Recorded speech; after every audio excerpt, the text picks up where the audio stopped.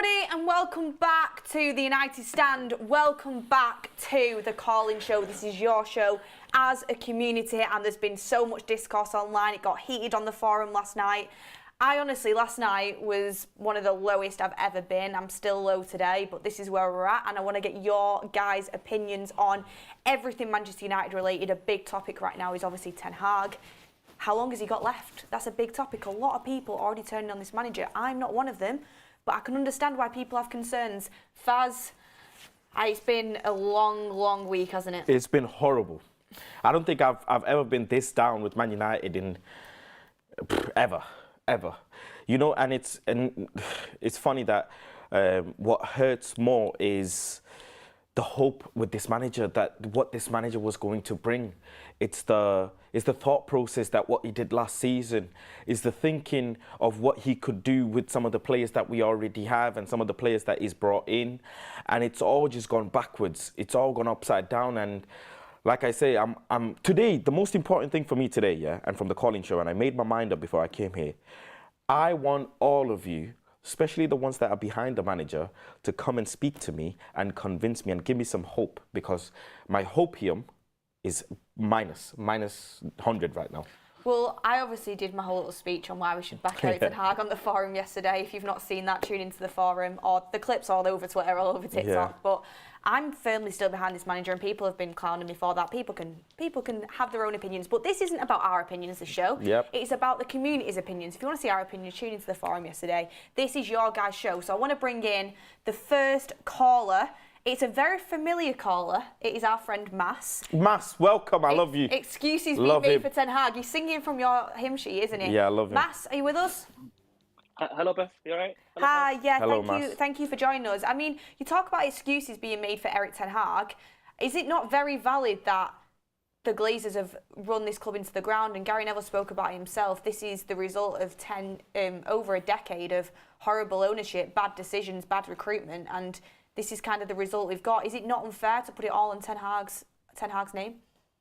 Listen, Beth, with the ownership, you're right, absolutely. But I think two things could be true as well. I think Ten Hag's failing at his job as well. I think two things could be true. I think with Ten Hag, you know, he's not utilising the resources he has right now to the best of his ability. Actually, like Faz was saying last night, you know, on the fan forum, like, you know, he has to make us believe he's the manager. He has he doesn't have total control, but he does have a control about the team he picks, you know, the players' form, the way he manages them, the way he coaches them, the training ground, etc. He has control over all those factors, and I feel like he's not performing.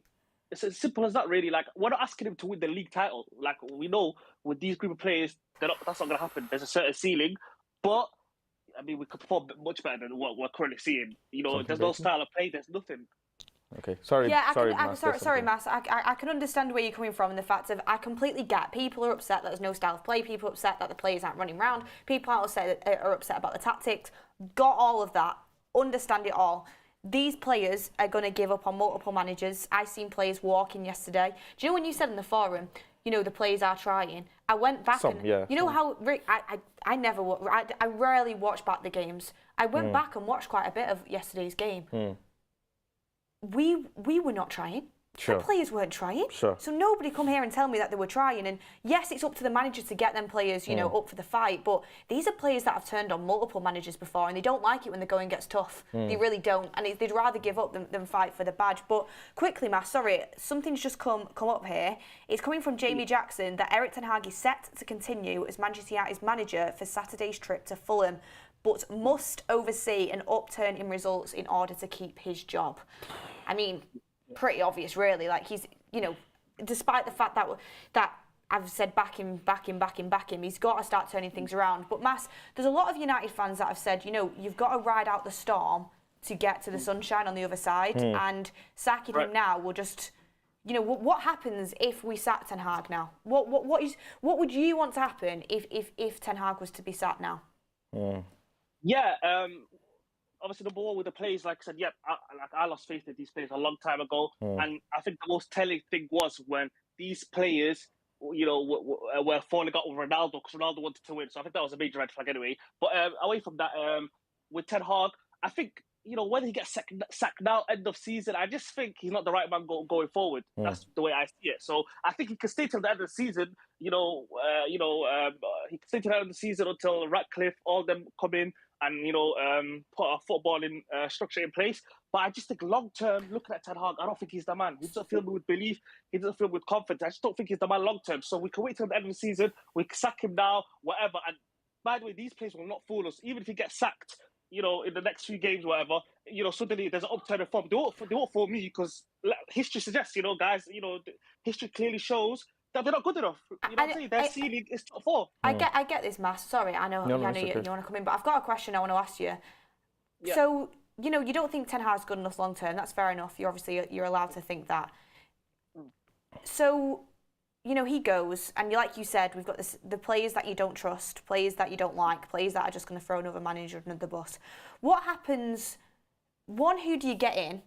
And what happens when these players throw the next manager under the bus? Are you going to say the same thing? Are you going to say, we need to get someone else in now? What are you going to do when that happens? Because that will happen. That's true, but then Beth, you got to remember, he has placed trust in some of the players that did throw other managers under the bus. For example, what else has he got to do? What else can he do? He put out the second team last night. They still got beat. What's he supposed to do? And I think, I understand that. And other excuses that get made for him are, for example, Maguire and McTominay situation. If he wanted to sell them in the summer and they refuse to go, put them in the stands. Don't put them. Make sure they're not part of your plans. They shouldn't be part of the plans going forward. They shouldn't be coming, playing now to save us, to save your bacon. I don't think it should work that way. I think if they're not part of your plans, put them to the stands. Yeah, but Mass. Eric Ten Hag can't just walk into Manchester United and say, here's players from Ole, Van Gaal, Mourinho. I don't want them. Bye. The people above him won't let him. No other Pep Guardiola could walk through the door tomorrow and say, I don't want all these players. Man United board will do nothing to get them out. He's got to have them in his squad. Above him, he's not got the control. No other manager will have that. Beth, I totally understand that. But for example, Maguire, McTominay, we're all... The club wouldn't sell them. Agree that they would.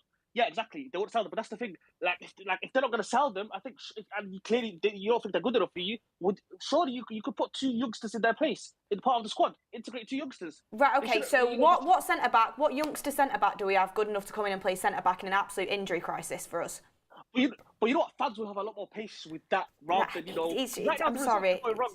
There's no way that Ten Hag can put in some young centre-back from the academy, which, by the way, we're actually at a loss for centre-backs coming through the academy right now. We've not really got anybody distinct coming through. There's no way that Ten Hag can just throw him into the deep end and be like, go and play for Man United. It's just, he's got to think about results and what's going to win in games as well. I get your opinion, but I think you're being quite short-sighted, if I'm being honest. But Faz... Oh, yeah, that's the issue. Though we're not getting the results right now, and he's using them players. That's the issue I have. He's trying to preserve his job right now, and he's not getting the results. If he stuck to his style of play, so-called style of play, and we're not getting the results, you could be like, you know what? He's long term. He's moving to something. But right now, he's doing short termism, and it's not working either. So I just think we're stuck in between a rock and a hard place, really. The funny thing is, forget even the football on the pitch, right? Okay, that's the players. The players are not able to do his things. But the funny thing is, he said that he didn't pick Varane for tactical reasons. And that's a massive, massive disrespect. Huge disrespect. I don't care what anybody says. Varane has had more trophies than this man has been in finals. So I don't know what sort of tactics he was seeing with the backline that he's picking. And then now apparently Varane is ill, which I'm not buying it. I know the United stand put it out, but my opinion is there's something bigger going on. Well, we'll talk about that as the show continues. But thank you anyways, Mas. Mas, great to have you on. Love having the debate, and we'll see what happens. Thank you for calling up. Yeah. We've got some super chats coming in. Paul Song says, if your manager out, you're the problem. Simple. JS says, there should be no such thing as losing the dressing room. These players have too much power at the club. The Glazers have allowed this to happen. Red since 1975 said these players have been enabled by the owners, etc., because they are assets and they are seen as being far more important than the manager. You can't put them in the stands because they are assets. I agree with that. I think Mas makes some really good points. To be honest with you, I just disagree, but that's the whole point of the call-in show. Yeah. But let's move on to the next caller. Faz, I'll let you take the reins with this one. We have Anjon on, and I've got here as the topic, fan base. I'd be interested to see what he thinks about the fan base. I'm assuming that he thinks it's a little bit toxic right now, but Anjon, are you with us? Yep. And John, so let's hear it. What is it about the fan base that you are unhappy with? Well, I would first like to talk about the manager. Is that Okay. Since yesterday and the Manchester derby, it's been very depressing for the fan base and the club, which has created a very toxic environment and has created a unfair pressure on the manager, both by the media and the fan base of our own. Okay. And this is totally unfair and should not be done because, first of all, I would like to say is that the club does not have a proper structure in place, and second of all, he does not have his first choice defenders not fit. Martinez, Varane, Luke Shaw, Aaron Wan-Bissaka, they have not been fit, which has ruined the balance of the team, and he has also not found the midfield balance that is going to make us play smoothly or flow the attack or give a proper backup to the defense, which has created a disaster in these last two games. Okay. And you can't totally blame Erik ten Hag for it. And because of this, our fan base is now turning against him, which is making the media completely turn on him. Many journalists have been leaking against him. We already can see many tweets negatively against Erik ten Hag, and because they are putting this out, our fan base is feeding on it, and the media is enjoying it, which is totally unfair on him. Okay. Because but what is it with the fan base that you don't like? You said there's something about the fan base. Is it that you don't like people who are already giving up on the manager? Yeah, because some of them are calling to sack him, which I see no point of sacking the manager at this point of the season. It's totally pointless. First of all, it will cost the club money. Okay.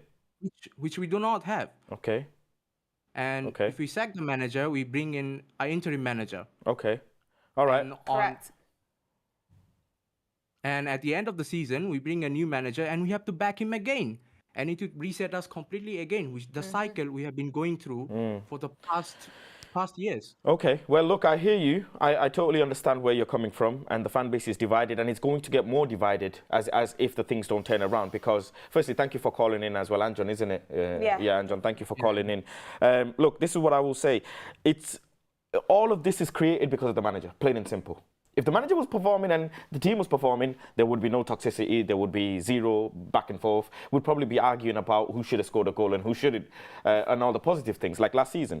But right now, things are not going well, and people who keep the manager in are going at people who are manager out, and people who are manager out are going at people who are manager in. That's what's happening. I mean, all the YouTube platforms, all the channels, they're going back at each other about this. So it's the nature of the business, and at the end of the day, we've got Fulham coming up. I don't think we'll beat them convincingly. I hope we get a victory, but it's away from home. Away from home. Fulham is a tough game, you know, and we're an easy target for anyone. We just have to turn it around, and as soon as we turn it around, the most important thing is to make sure people don't use this as a point scoring system, because I don't think I have the energy in me to say, oh, Beth, you were Ten Hag in, and look, you know what I mean? There's no point. We all want what's best for the club at the end of the day. Yeah. And John, thank you so much for calling in. I really like what you said there. Thank you.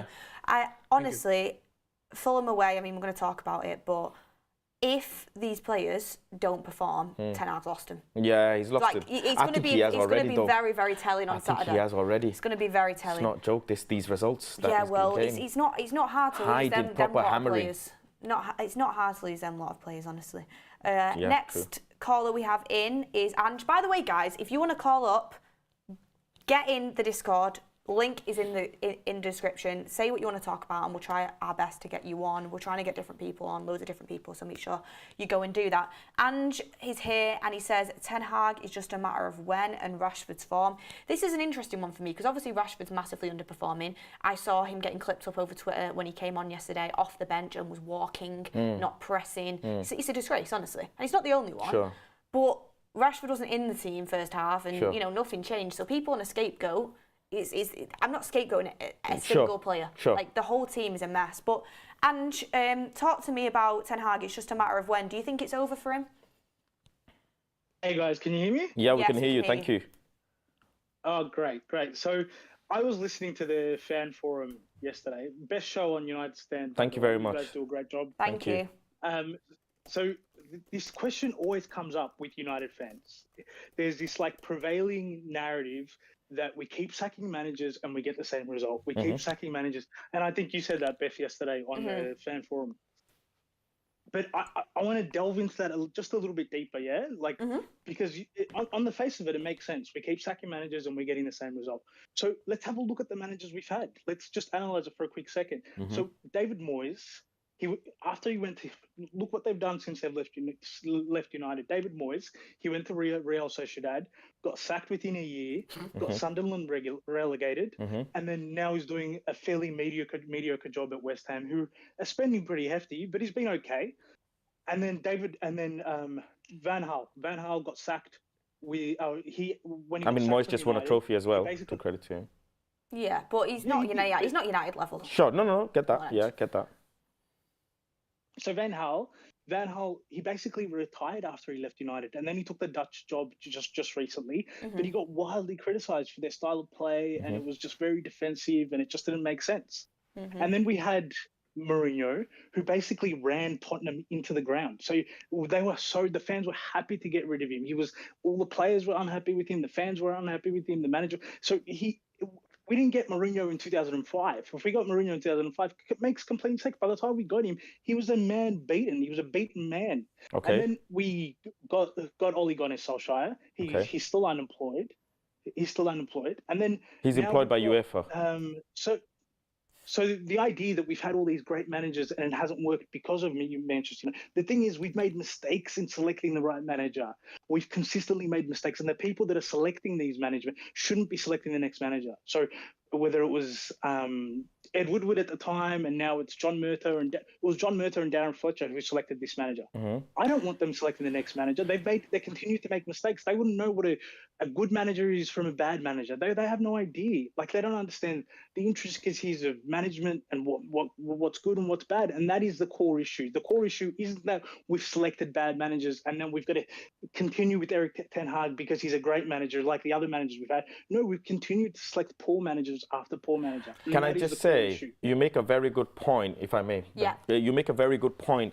If you look at all the managers and if you line up, if you highlight 3 bullet points of each manager of what type of football do they play, there's no consistency in the direction of which the club is going in. Nope. Each manager is a different style of football with a different style of players that they want and a different transfer target, and probably wants different players going out the team.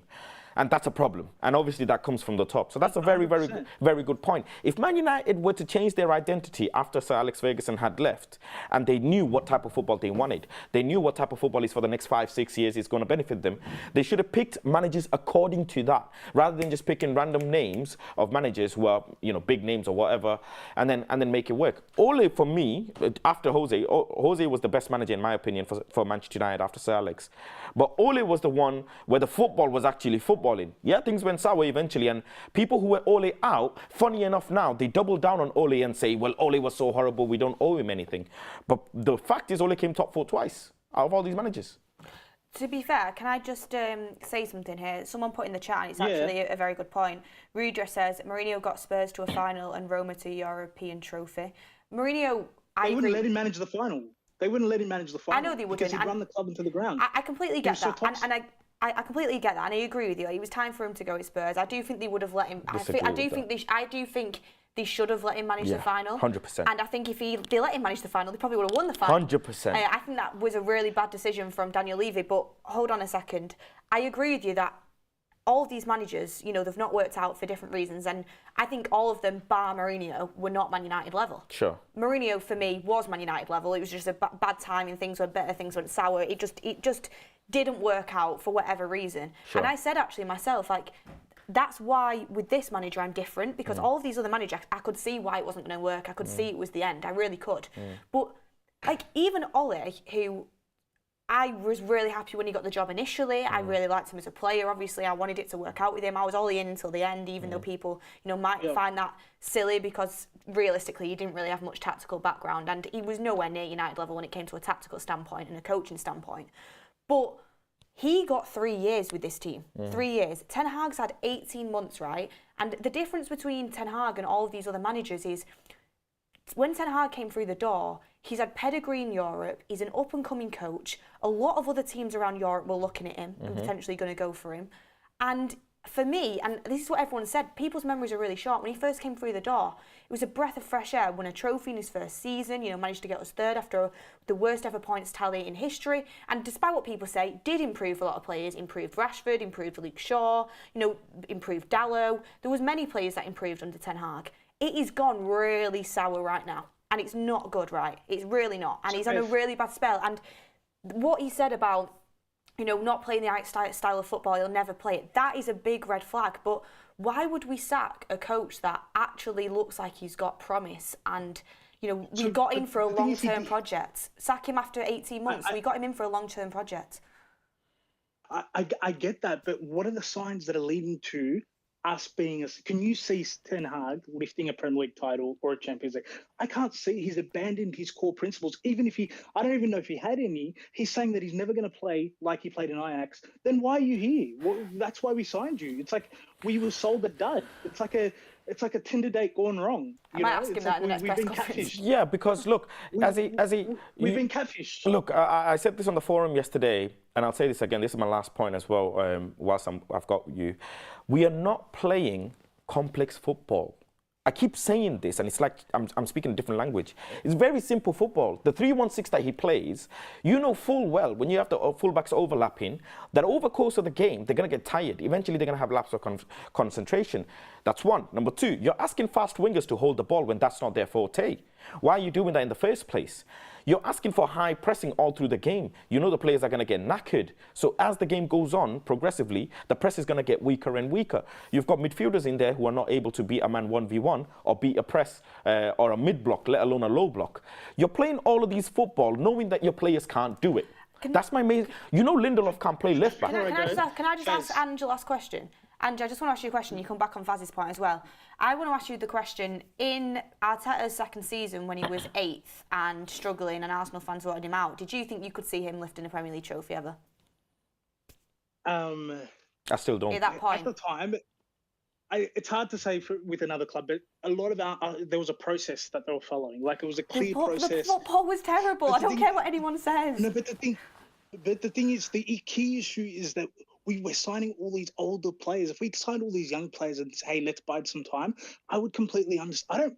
I actually don't mind if we finish 5th or 6th. That isn't the issue. The issue is we built last season on a bunch of sticks. We didn't build it on cement and rocks. There was no clear defined style that we were recruiting under, that we were training under, that he was teaching under. It was just let's fight, let's clap each other's hands, let's make sure that when the ball goes out, we do chest pumps and all that stuff. It was built on a very weak structure, and that was the core issue. Very good point. Just quickly, so his man management is terrible. So just before I go, his man management is terrible. And so a couple of weeks ago, did you guys remember when he subbed off Casemiro? Yeah. A couple of weeks ago at halftime? Completely the right decision, yeah.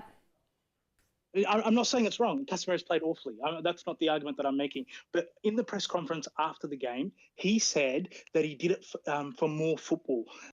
Casemiro is well respected in that dressing room. It went down really badly in that dressing room. This is what Andy Minton was saying on his podcast yesterday. It went down because Casemiro is not Sancho. Sancho is not. Who cares what he says about Sancho? He's not well respected. He doesn't train hard.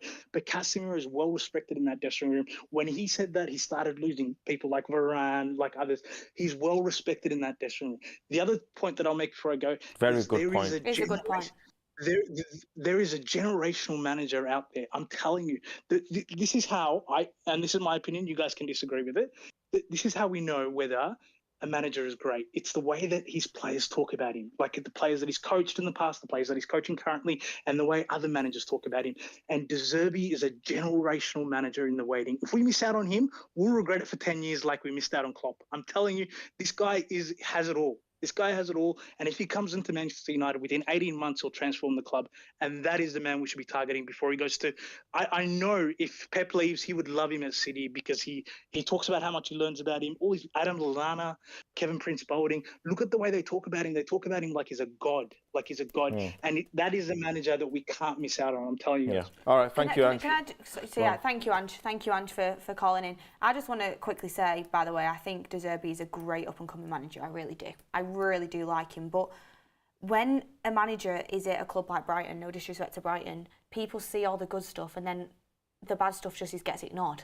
That's what happens a lot of the time. De Zerbi has so many good attributes, but he also has some attributes that you think, why is he changing the team that much? Why is he playing all the youth players and then getting beat off opposition the teams he shouldn't get beat off? He's a great manager, but it's still no guarantee that he's going to work out. But neither is Erik ten Hag, I guess. I suppose.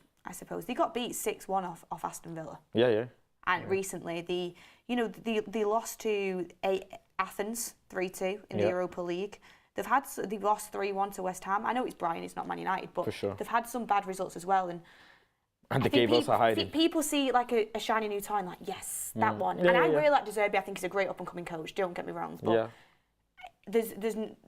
I don't think there's any guarantees with him coming in that things will change. But anyway, let's... Ange makes a very good point, though. Rafa Varane and Casemiro have been colleagues for how many years? Yeah. You say one thing, and Ronaldo has been a colleague of them for how many years? Yeah. Ronaldo got filtered out. Obviously, there's going to be unrest. Yeah, player power for sure. But I'm sorry, you're the manager of Manchester United. No one's bigger than the club. Doesn't matter. You know how to deal with certain players.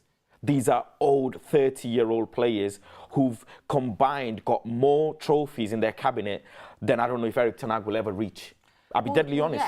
Yeah. So you deal with them in a certain way. The way he talks about it, you don't. Let's be honest, you don't. Do you think with Erik ten Hag, him saying more football, I think people may have took that as more of a dig than what it was. I think what he meant, because obviously, I think what he meant was he wanted to retain possession more. I don't think that's a bad thing to say. No, but I'm never going to think of these things as a fan. I'm going to put myself thinking, what would the player think?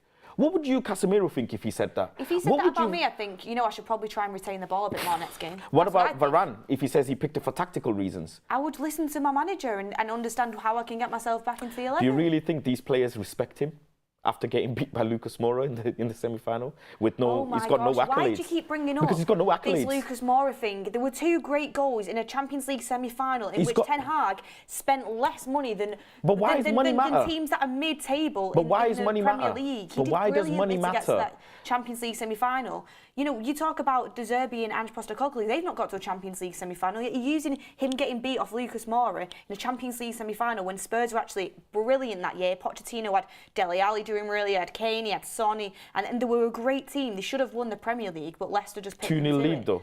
I know, but he did great to get... He like that game, he probably looks back on it and thinks, that was really frustrating, but he did brilliantly to get to the Champions League semi-final. I think it's rude to kind of bring if it was another manager or a different team that wasn't linked to Man United, we would be calling him bottle job. We would, because we do that to other teams. They say, they bottled the semi-final with a 2-0 lead. But because he's our manager, we credit him. And the money spent thing... He wasn't in Man United at that point. Yeah, but now he is, so we're going to be biased towards him. Well, Pep Guardiola's lost finals and semi-finals. That doesn't make him a He's won the treble. Yeah, of course he has. He's got a brilliant team. He's a brilliant manager. And I'm not saying Ten Hag's nowhere near Pep. But I'm just saying people can lose games for at sure. different times. I think it's... That to use that as you weren't saying that when you first came into United. Oh no, because I had faith in him. Yeah, I had faith in him. I mean, I'm not going to say we'll get the calls on. Fans. So we've got Danny says whole Ajax team recorded videos. He was loved by the real players. Danny Sharma, LVG retired because he had cancer. Please stop hyping players like Rashford. He's nowhere near like Leao and Napoli left winger. Marcus can't even pick passes in the box. Eric will succeed if the club backs him and gives him #1 targets. Alan Noonan, none of these players are United level. They all are good at causing trouble. Can't see any other manager we can go and we can't play the Ajax way while they are at the club. Patrick says before the new manager we need a sporting director who will have power and knowledge and have a vision of how United should play and find a manager according to that and find players. Patrick, massively agree with you. And Danny says every big club wanted Ten Hag for their next manager. He's the right man a year in. Everyone said it would take 4 to 5 years to complete, so why are people mad in year 2? Glenn says not like Poch would have done any better with United. And Keel Robinson says what can Erik ten Hag change? Tactics, nothing else. Sven says stick with Erik ten Hag and await off-pitch troubles to end. We had a good build-up with Leacher, Shaw, Varane and Cassie last year and good performances. Alf Visual says put ball winners in the middle, Casemiro and Amrabat. And I Am Jacob says can we call from the US? Yes you can, just get in the Discord and join it that way. But let's move on to the next caller here. Let me just get it in, it's come off my document. So the next caller is Nolan B, and he said Ten Hag needs 2 more years minimum. Interesting stuff. Faz, why don't you talk to Nolan B, because I know you're giving Ten Hag till game week 15. So discuss the 2 years minimum thing with Nolan. Nolan, welcome to the show. Firstly, thank you for joining in. Can you hear me? Yep. Yeah, brilliant. 2 more years. I'm guessing that's another £1 billion that's going to be spent, considering how Man United spend money. Certain players of Man United probably will be left by then, and he'll probably get the players.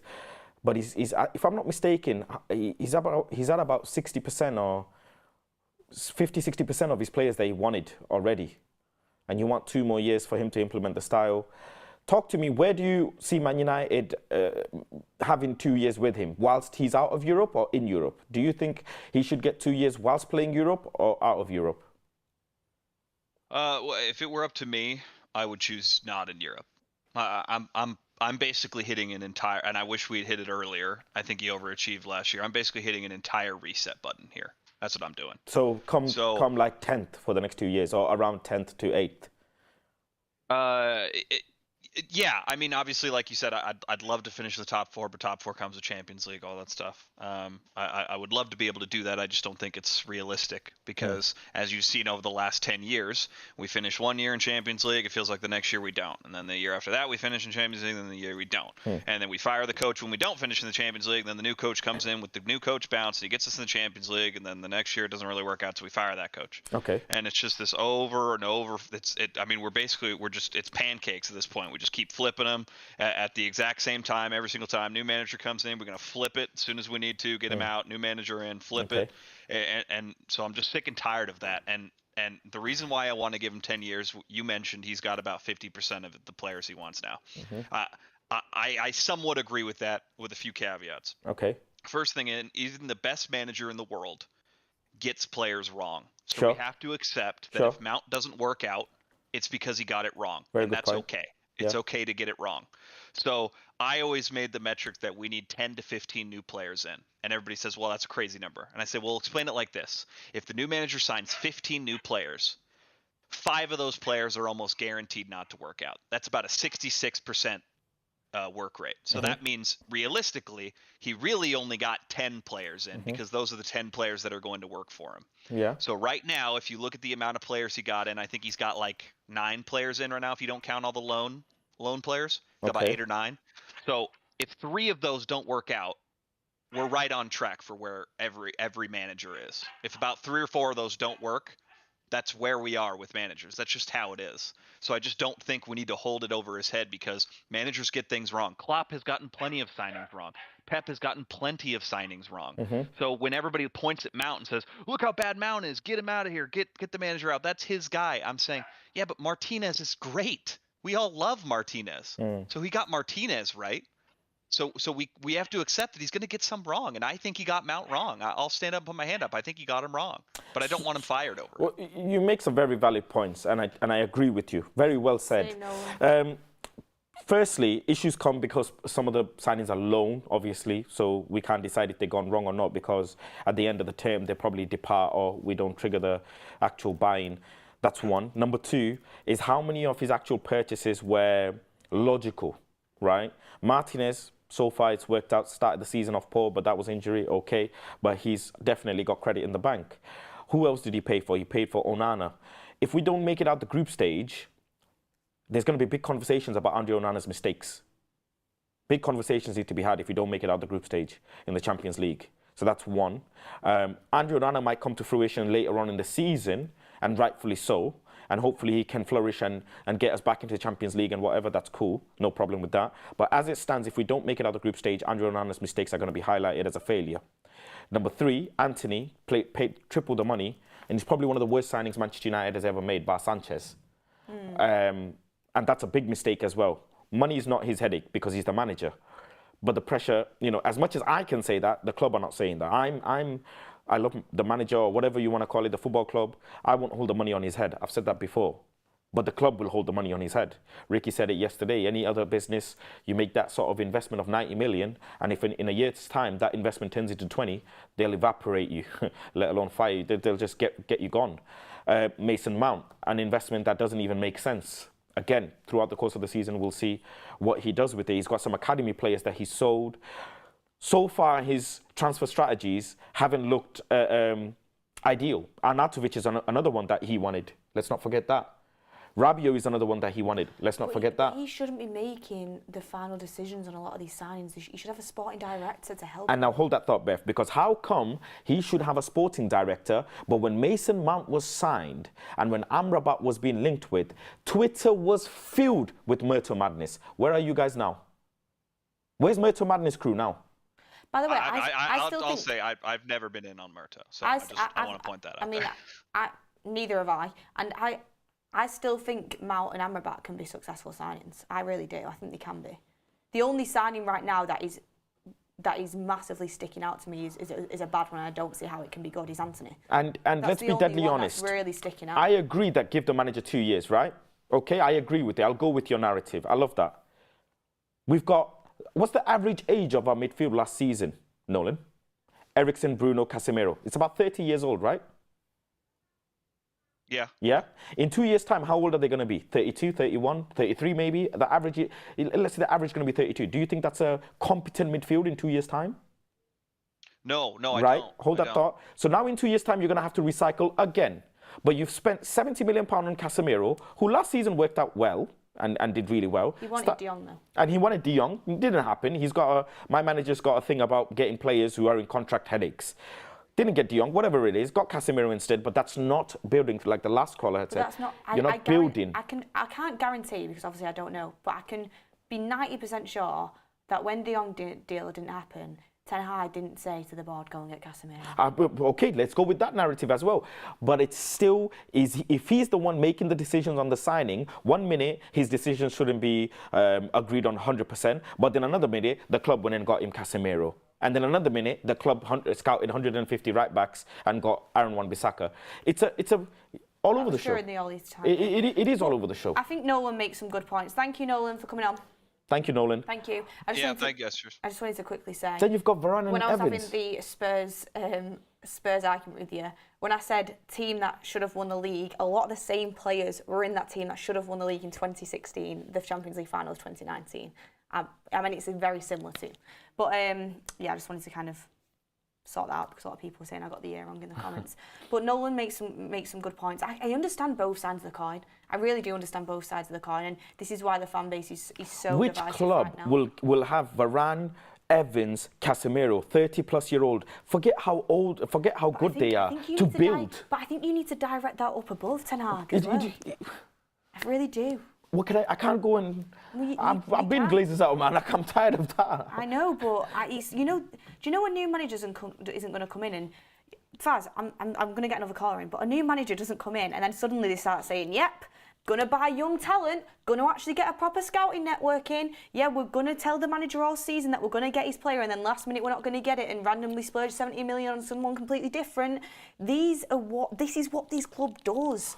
Above the manager, no new manager changes that tactic until we get different owners and you're very right, and I love you for saying that. But stop playing football that these players cannot play. Stop it. Okay. 3-1-6 doesn't work with Lindelof and Garnacho and Rashford. It don't work. We need to get another caller in. So, Michael, reactionary fans to rival and media. Michael, I assume that you are about giving Erik ten Hag time if you're thinking the fans are reactionary. What has made you want to continue with Erik ten Hag if that is the case? I just think that like the fan base is like it's either everything when it's good it's like we're the best club in the world and we're unstoppable and like we're going to beat everyone, we're going to win the Champions League. That's me. We're going to win the treble.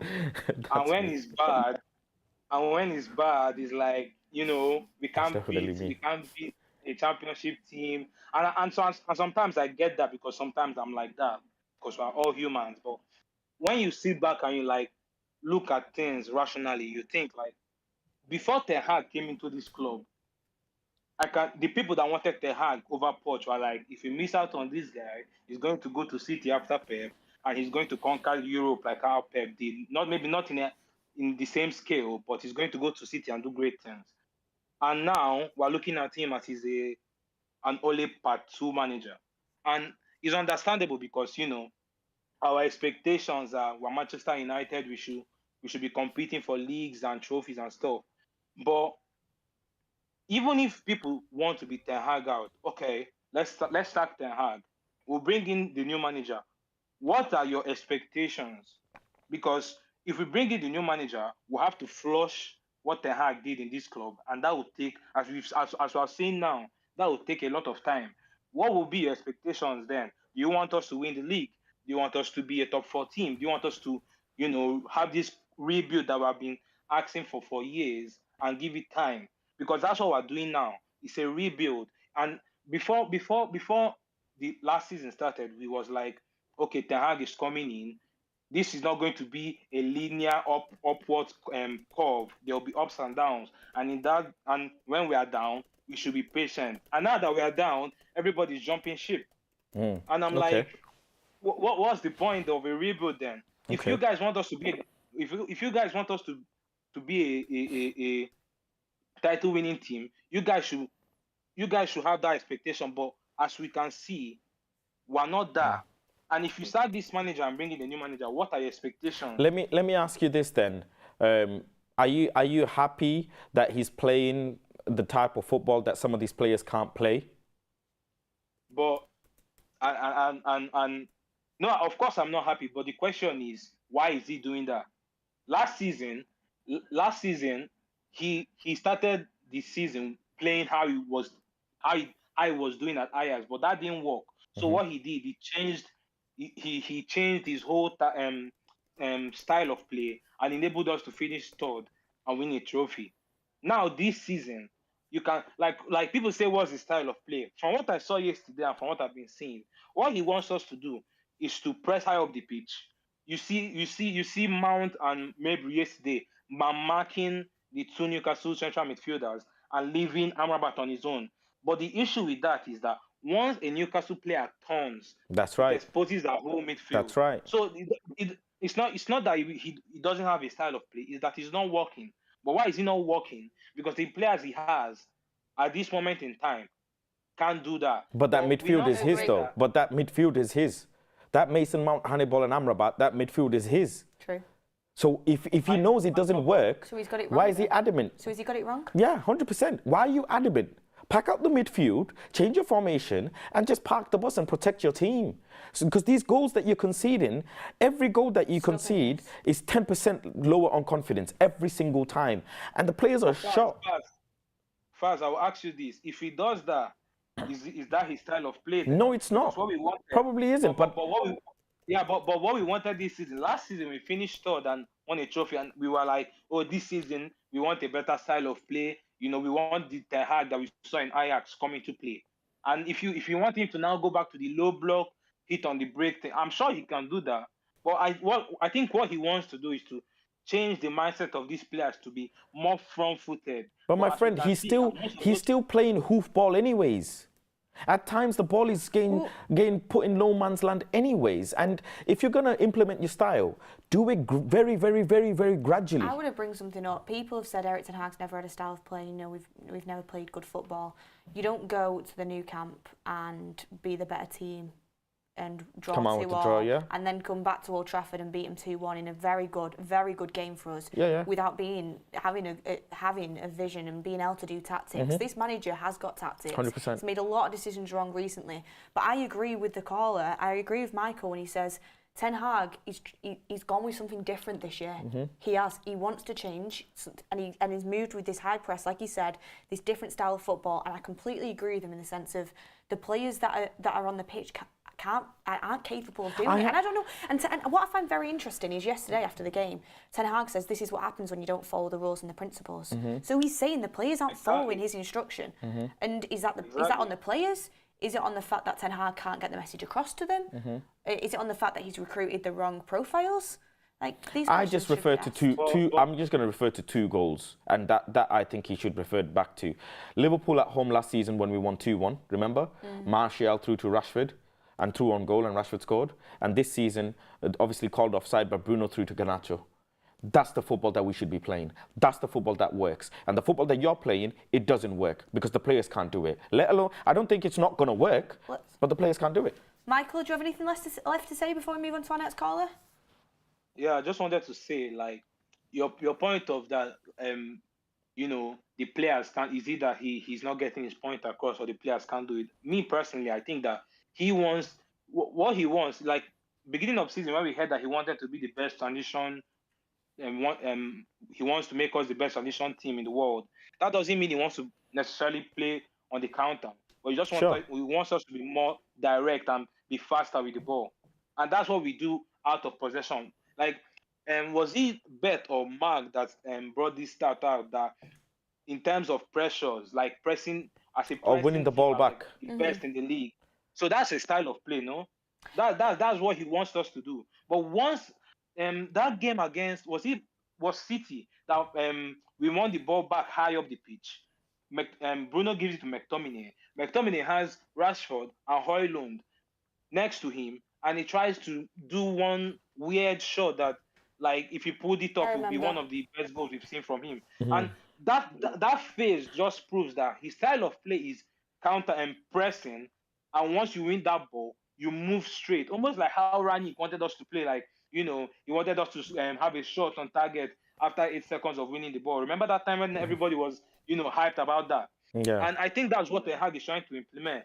But this when it goes back to the fan base, we like to, when things are good, we overrate everybody. You know, Bruno is the greatest attacking midfielder of all time. Rashford is as good as Mbappe, and everybody's as good as everybody. But sometimes you just have to look at, okay, this is what's going on.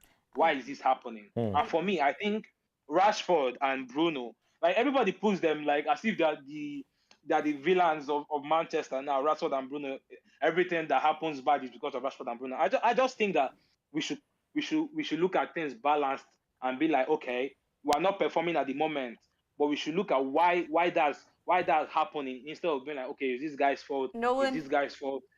Sorry, not Nolan. Michael, sorry, Michael. Michael, I think you are right in the sense that, you know, it's a bad patch right now. He's trying to do something, we can't see it, but I think we've got to ride it out and wait to see what happens, because starting over again, he's going to be a vicious cycle. But thank you, Michael, for coming and having your say. Really do appreciate it. We've got to move on now for the next caller, but thank you for that. And on to the next caller, we have Barry. This is really interesting.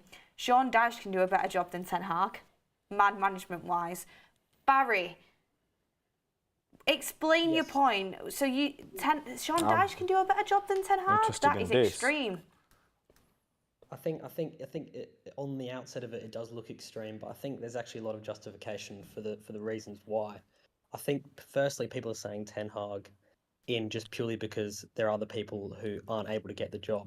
But I think if you look at Sean Dyche and look at his track record, first and foremost, his man management, I think, is exceptional. I think every player who plays for him, commits 100%. And with Ten Hag, you see lots of players committing the bare minimum. And then people, they throw in the tactical aspect with Dyche. And you look at him, Everton beat Brighton 5-1 and United lost them 3-0.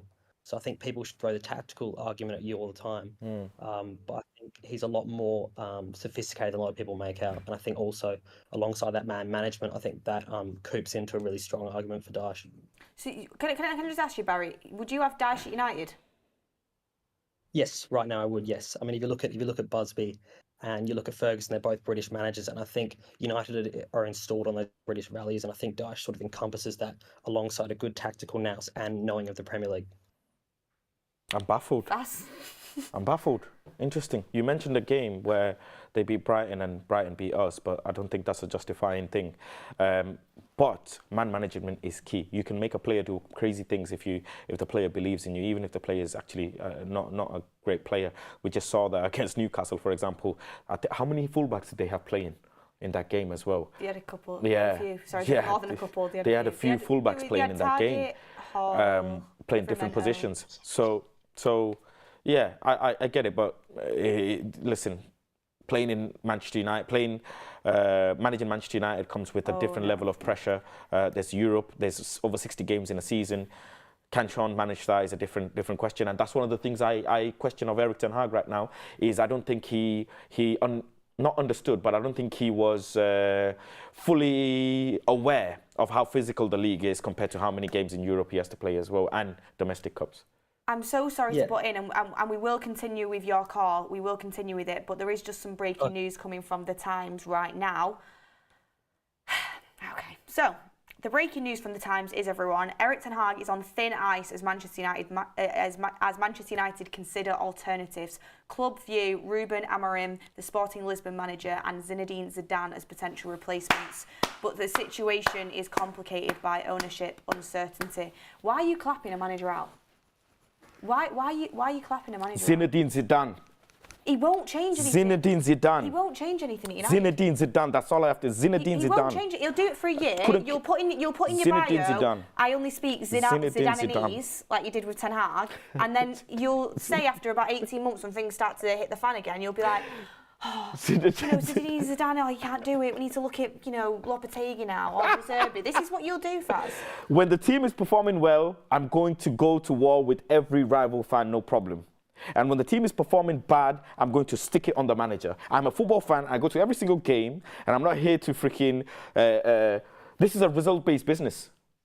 That's what it is. There's billions of pounds involved, and the great Manchester United should not be playing out of Europe. We were crying when Europa Ball was around the studio. All of us. A lot of us were crying. And now Man United fans are like, let's play 10th. I don't think Zidane will come to Manchester. Oh, I love Zidane. And what Mark said, that Zidane is not a top manager. Oh, I think he's a top manager. He's an exceptional manager. I think Zidane is a great manager. He's an exceptional manager. Can I just say... Instantly demands respect. Sorry, we are going to get back to Barry. But sorry, Barry. I just want to say, Zidane is a great manager. If we were looking for a manager, I think he would be a very good candidate. But if Manchester United sack Ten Hag now, it shows them for what they really are. Excuse makers. Blaming it on the manager when everything else at the club is the reason why this club keeps failing. Get another manager in, we'll do this, we'll do that, appease the fans. It won't change anything. I'll die on that hill, it really will. No problem. And I'll be so sad for Erik ten Hag if he gets the sack, I really will, and I will not be in agreement with it. Okay, I get that, and it's fair. There's Ten Hag and there's Zidane. Who you respecting more as a player? Not as a fan, as a player. You, Beth, you're a player of Manchester United. Who you respecting more?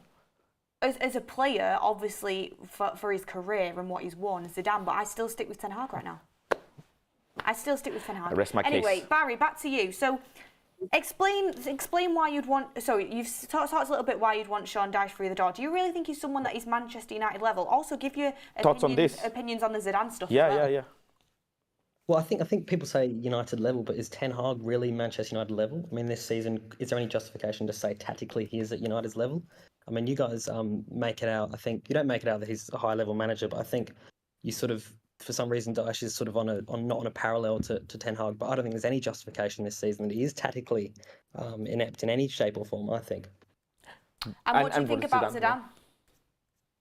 Zidane, again, not Premier League experience. I think, he did great at Real Madrid, but look at the money they have, look at the players they had at the time. I really don't think that's going to work. Very fair point. I agree, and apparently you can't speak English either. Last one, Barry. I really want to watch this one. Why is English so important? Because we've got a. They made it work in so many clubs for so many years. Sorry, Barry. Last question for you. If you could pick a manager now to come into United, Dyche or Zidane, who would you pick? I would pick Sean Dyche. Oh, you lost me there, Barry. This is I was going to say to you, DM me. I would love to have a conversation with you. But now don't DM me. Barry, thank you so much for coming on. Appreciate all different types of opinions. I'll put you in touch with Ricky. Stay on the Discord and me, you and Ricky will talk. Get your contact details and I'll put you in touch with Ricky. But there's so many super chats coming in. It's gone off that breaking news, hasn't it? The fact, as soon as this media turns on Ten Hag and these new manager things come out, this club, oh God, I can't stand the way they run it. I can't stand it. I'm going to go on a rant after this show. So we've got some super chats in. David says, God can turn water into wine, but he couldn't make this team any better. It's as simple as that. Leo J says Zidane will not come to our wreck of a club. He wants clubs like Madrid and PSG. Stephen Lazarus, Zidane not going to work with these bunch of babies.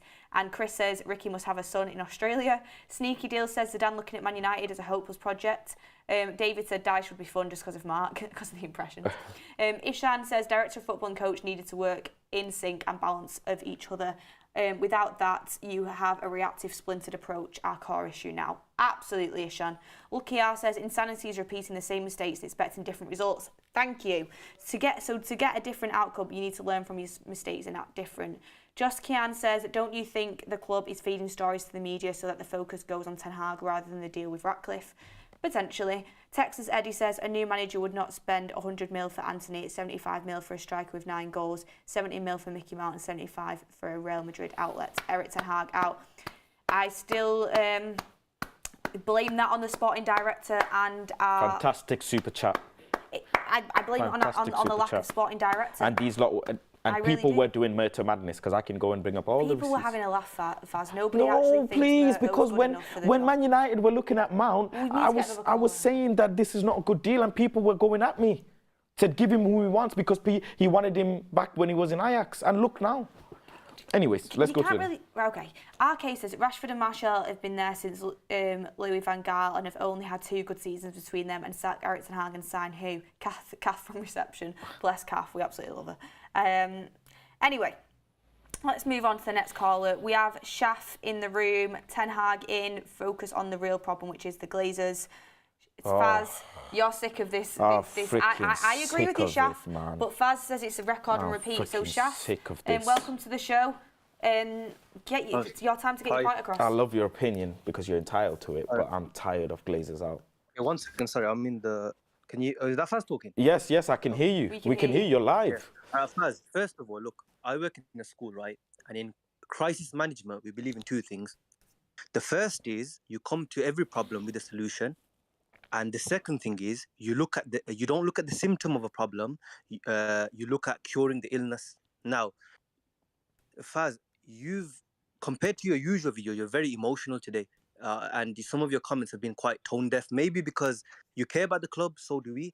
But let's look at the facts, okay? So we've had, 6, 7 managers, starting from Moyes. Moyes, he was the, up-and-comer, handpicked. Then we had Van Gaal, technician. Then we had Mourinho, serial winner. Then we had interim managers, not counting them. We had Ragnick, and then we had Ten Hag. Let's look at all of their quotes, what they've said after the tenure. Moyes said things wouldn't be like this if Sir Matt Busby and Ferguson were still here. Then you have Louis van Gaal, who said these are United are a commercial club. At Bayern, I was used to working with actual football directors. Then you've got, who's after Moyes again? Mourinho, who said second was my best finish in the history of my career. You don't know what I was going through behind the scenes. Then you've got sorry to interrupt you. When Mourinho went to Roma, he did say in an interview that the clubs that he's been in previously, hinting at Man United, that they wanted instant results. So just to back what you're saying. Okay, no. Let's look at the facts holistically, then we could dissect it, yeah? Okay. Then you have Ragnick, who said we wanted open heart surgery. Then we have Ronaldo, who said you need to tear the club from top to bottom, sorry. Now, if you look at all of that, now that's what I mean when I say you're letting emotions cloud your judgment. All of these managers combined have cumulative experience a lot longer than any of these players have been born. So like some of the other callers have said, how can we keep doing the same thing and expecting a different outcome? If you look at the symptoms of the problem, Ten Hag's not perfect, neither was Mourinho. Hell, a lot of the times he played, he got results, that's why no one remembers it, but he was critiqued for a lot of the things he did. Now, we have to look at, you've named Ange, you've named De Zerbi, you've named all of these managers. They all have the common denominator of having a competent structure above them. Look at Ange, he's lost Kane, but the jury's out on Ange. He's played good football, but he's out of the cup. Ten Hag had a better last season than him already. We played better football than he did. The jury's out on Ange because Tottenham, watch in January, February, March, I said the same thing to my younger brother with Arsenal last season. Arsenal did Arsenal things, Tottenham are going to do Tottenham things, but there's no expectation on them. They're out of a cup. Now, with Ten Hag, he hasn't got it perfect, but you know the Glazers or the Glazers people, they're watching people like you and people that are being reactionary and they're laughing. They're like, hang on, we've sacked 6 managers and they're still blaming the managers. We have taken money out of the club and we've half-backed them. Now, I know what you're going to say. You're going to turn around and say, oh, what about Anthony? What about Martinez? Now, listen, first of all, Anthony, he didn't pay what he didn't pay. It was Murta doing his sarcastic madness. Martinez, good signing. We could have got him for less, but it's a good signing. He's got his second or third targets, or we've overpaid. That's not a Ten Hag fault. That is the board's Thank fault. you, Shaf. You are speaking fast. Continue. Okay, another thing is, I did a deep dive the other day and I looked at Ferguson and David Gill when they were at the board. When they were in the time at United, they didn't get every player they wanted, but what they did was David Gill, he ran the operation side of things. He made sure we prioritized the players we needed. Even players that we considered flops during the time, Nani and Anderson, compared to them to the players now. Anthony, we've overpaid. That's why he's always going to be worse. Any players we've bought, we've done something in a half-assed way. That's why we're suffering. Now, for you to sit here, Faz, I normally listen to what you have to say, but you've been quite tone deaf, even clapping at Zidane. Look at all the managers, go back historically, look at your content, your own content. Ten Hag's the man, I'm going to back him. Then look at Mourinho. As soon as results don't go your way, you hang them out to dry. And then you can drop this comment, oh, it's a results business, rare-tete. But look, I don't mean to be cynical here, but look, you've got Beth here, you've got Mark, you've got yourself. I can turn around and say, oh, but why is Faz on here? I want Mark. But it doesn't matter. I still value what you have to say because you bring your own input. Doesn't mean you're any less or better than Mark. You're comparing apples with oranges. Ten Hag is suffering with a broken system. Now, if you what's the solution? Because like I said, let's come out with a solution, not a problem. Can I just... We've tried the fan protests. Sorry, go on, Shaf. Yeah, we tried the fan protests. Okay, I was thinking, okay, look, the players, we've got people, Rio, we've got Gary, we've got direct line to the players. They need to come together in an amnesty. I'm not talking about 5 or 6 players. I'm talking about 22, 44. And they need to bypass Merto. They need to bypass Arnold because these guys are damage control men. These are plausible deniability men. They need to go to the Glazers and say to them, look, you've tried X, Y, and Z. X, Y, and Z are not the problem. We need some sort of clarity on the club. We need assurances and we need backing. Until that happens, everyone, including some reactionary fans, are complicit because you're doing the same thing and expecting a different outcome. Shaf. Okay. I just want to say, I think that you spoke so well and you completely are just singing from the hymn sheet that I've been thinking about all week and all day. And I think what you said there is just, for me, in my opinion, completely dead on. And I really, really do like every single point you made. So thank you for coming on and saying that. Hold on. Don't go anywhere. I know Faz wants to come back, so I am. I'm bringing Faz back on. Faz. Okay. To Shaf. Shaf, do you live in Manchester? Sorry? Do you go to Manchester United games? Yes. When was your last game? The FA Cup, Crystal Palace. Okay, so a good game that was, wasn't it? Now, I'm going to invite you to a game. Whichever home game you want, the next game, it's on me. Okay. And me and you, Shaf, if you don't mind, come 4 hours early to the game, if you can. Okay. Okay. We're going to see the players go in. We're gonna high five some of them, maybe get some pictures. And Shaf, me and you, we're going to protest outside the megastore. Okay. Okay? We're going to probably, the players come in 4 hours before. The players be in by 25 minutes because that's the mark. If they're 30 minutes above, they get a fine. So we'll have 3.5 hours before kickoff. We'll probably go into the turnstile 30 minutes before kickoff. So we have 3 hours of protesting, me and you. Yeah. Okay? We will do the whole circle of Old Trafford and we will protest. Okay. Okay? And I will video it, me and you. I'll probably get Sam or someone to come with us, probably get some friends, and we'll protest. No problem. And we will do the hashtag Glazers out on Twitter. Beth will retweet it. Mark will retweet it. I will. We'll get the United stand to retweet it. I feel like you're setting me up for a comeback, or you being genuine? No, I'm being genuine. We're going to no. We're going to protest But because what is your end goal with because that, though, because Shaf has said all of these things that I'm reactionary and I can be, and guess what? I never lie on the personality that I am because I am reactionary. I'm extremely emotional. Football is not a robotic sport. And that's understandable. Of course it is. No, of course it is. I go to every single game. I go to so many academy games throughout the season. I go to so many women's games throughout the season. So nobody needs to tell me what the rotten illness is up top. If Manchester United, if the United stand cannot come together with five, cannot come together with all the other United channels, or the other United channels can't come together with the United stand and make a stance against the club and get the millions of followers all together and make a protest. Well, I'm sorry, Shaf, forgive me for being reactionary. Because I sit there, Shaf, hold on, don't interrupt me because I didn't interrupt you for about 6 minutes. Yeah, okay, go on. When I have Leslie next to me, who's been who's a platinum season ticket holder, it's not funny though, Beth. Sorry, I'm just laughing at the way you're going about things, but carry on. But when I have Leslie next to me, who's been a platinum season ticket holder, who's getting, I'm going to be straight up, she's getting told vulgar things from Newcastle fans. Vulgar things from Newcastle fans because she sat near the Newcastle fans. Do you think she doesn't know that the Glazers are a problem? When I'm sat next to, who is it? I think it was Steve. And his jacket's getting rained on because of the leak on the roof. Do you think we don't know that? When the Galatasaray game, when the banners get ripped up, and there's about 10,000 fans in the home end, when Man United Football Club have been selling tickets to away fans in the home section. We know the problem, Shaf. We all know the problem. But unless every single, how many people are viewing us today, Beth? We've got just over 6,000. Well, 6,000 of you, at least 50% of you, buy a ticket, buy a flight, come to Old Trafford. I'll be there. I'll lead the line. But Faz, No, because people keep telling me about these Glazers out and I'm being reactionary, but it is not under my control. What Shaf's trying to say, it's not under my control. You can't just come back on Shaf and be like, sorry, we've gone a bit over here, but I just want to get involved.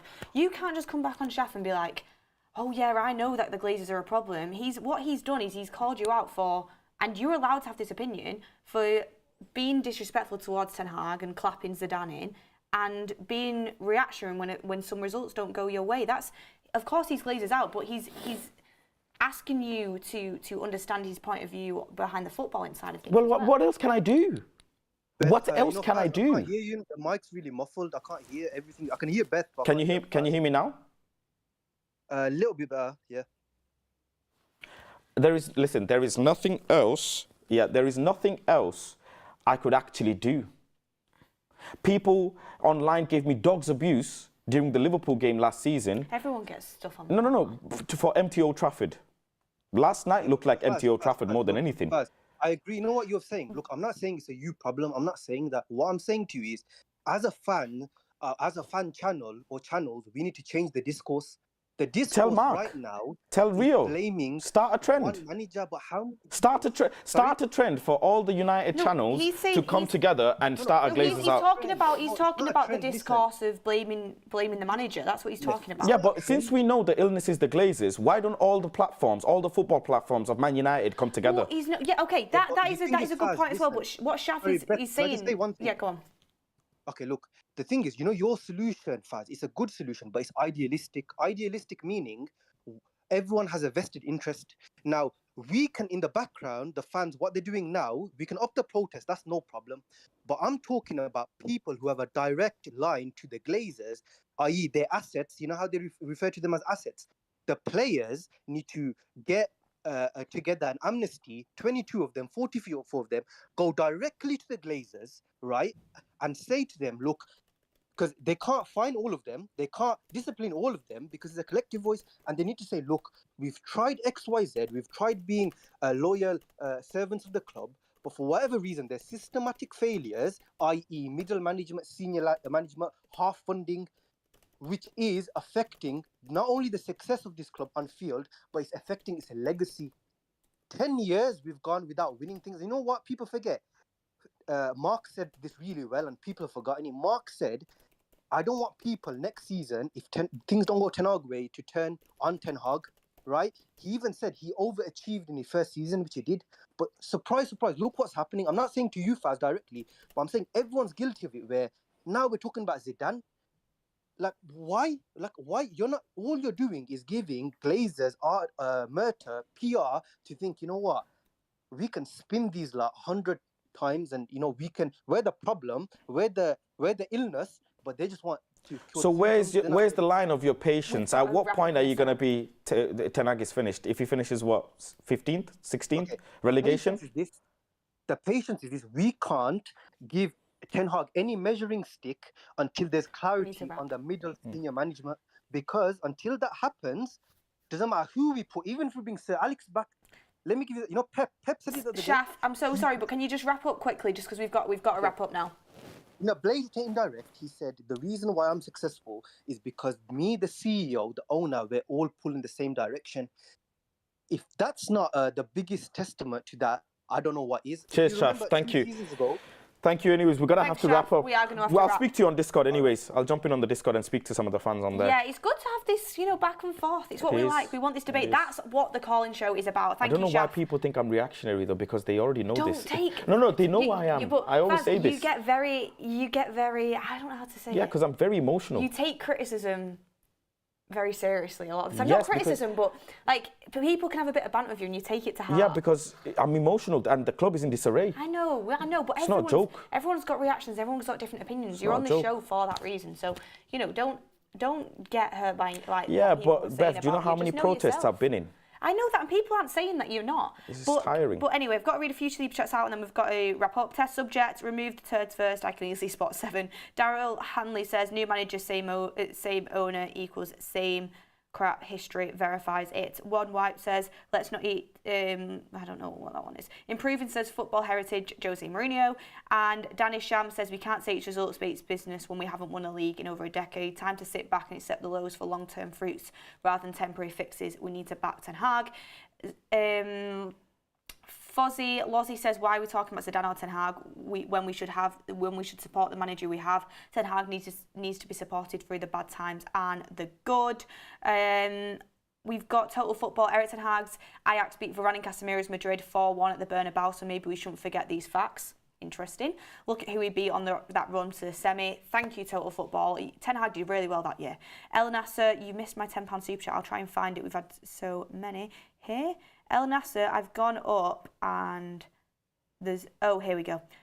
He says, do you not think the Glazers are rubbing their hands together? Divide and conquer, and Sean Dyche, please have a day off. You can't bake a cake with expired and damaged ingredients. And Glenny Boy says, I wouldn't be surprised if Todd Bowley appoints Ten Hag when he sacks Poch, and then once again we won't know what we had until it's gone. Thank you everyone for all the super chats today. I really do appreciate it. Thank you to all the community for getting involved, everybody in the chat, all of the callers. We appreciate you. Thank you for sticking with us on the therapy stands, it seems, at the minute. And thank you so much for just getting into the discourse as part of our community. This is what these shows are about, and this is what the Get in on the Discord. Get in on the Discord. We've got to I'll be there. I don't think you come on the Discord. I do occasionally, but we've got to wrap up, guys. Thank you very much for joining us today. Mark will be on at 8 p.m. Enjoy the rest of your Thursday. Hit a like on the video on your way out, and we'll see you on the next one.